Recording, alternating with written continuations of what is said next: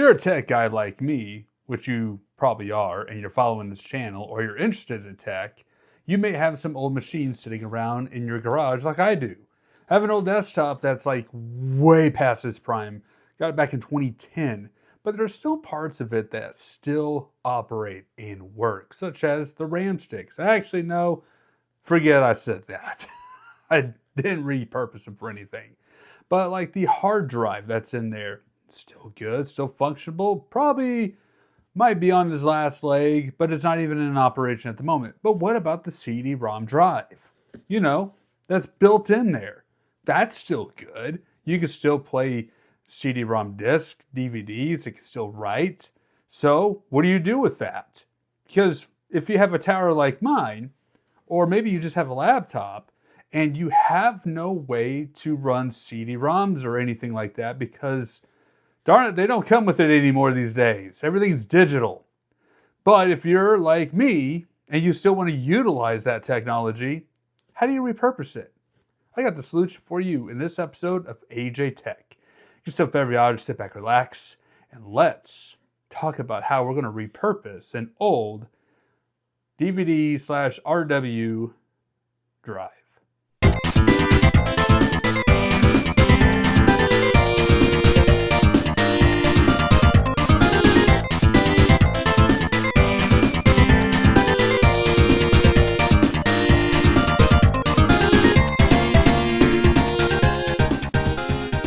You got an old CD-ROM drive that you're wanting to repurpose because your current modern machines, they don't have them built in anymore.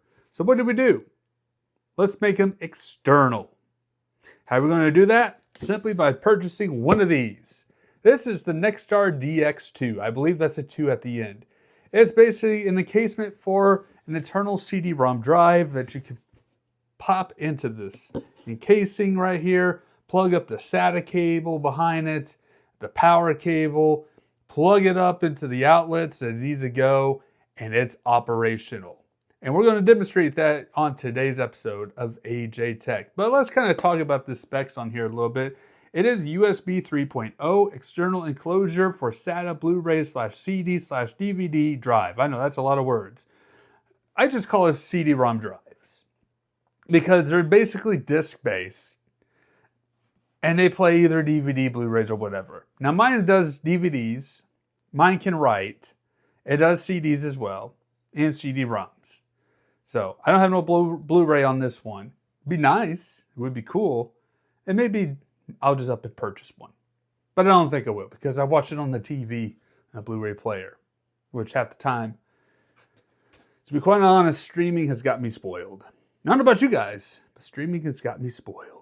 Even whenever I buy a new movie, like say Super Mario Galaxy movie that just recently came out, I'll buy the Blu-ray disc, I'll download the digital code, and I'll just watch the digital code version on my TV because, let's minus the steps of popping in the disc into this Blu-ray player.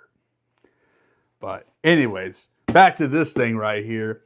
It is designed for a 5.25 inch drive, super speed, uses USB 3.0 transfer rate. It's a plug and play. No drivers are needed for this thing. Aluminum alloy casing for reduced noise and vibration. So it's pretty cool, you know, pretty simple. And I got it over here. Where did I put it? Oh, right here behind me. This is it right here.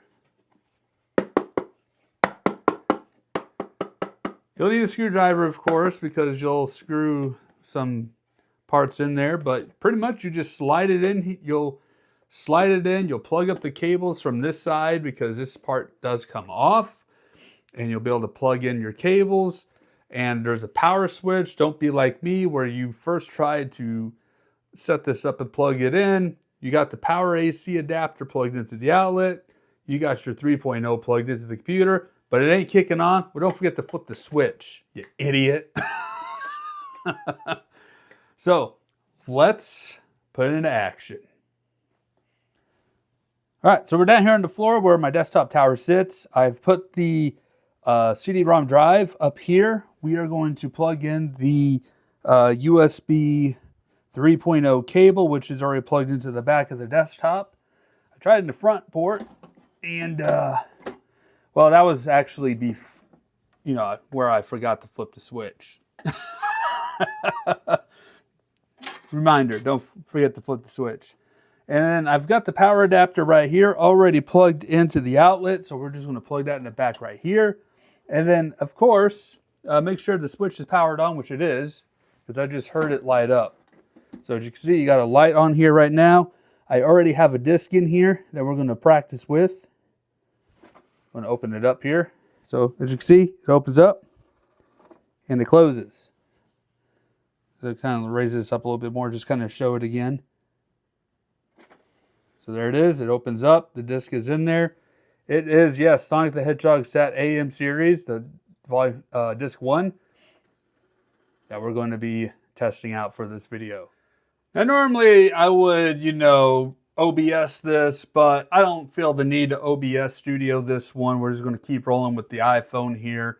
And I'm going to open up VLC Media Player because it is open source media player, because it wanted me to install from the Microsoft Store where you had to pay for DVD plays. No, there's free stuff out there. I always want to go with the free stuff. So playback, we're going to hit play. We're going to choose our disc right here. See Sonic Disc 1, it's right there, DVD format. We're going to click play.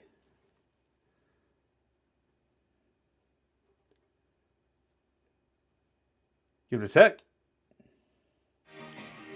And there you go, as you can see, Sonic the Hedgehog Disc 1. I'm going to click on episodes just to make sure this works.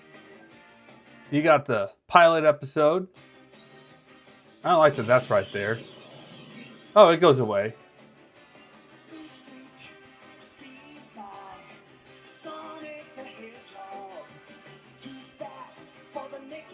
Such a catchy tune. This series still holds up, to be quite honest. It really does. It's kind of grainy a little bit. I bought this actually back in 2007 from at Best Buy. So when I saw it, I instantly purchased this. Oh, I gotta get this.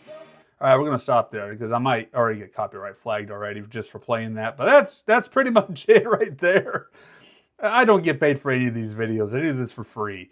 But that's pretty much it right there for you guys. So with that being said, thank you all so much for watching. Have yourselves a great day and take care.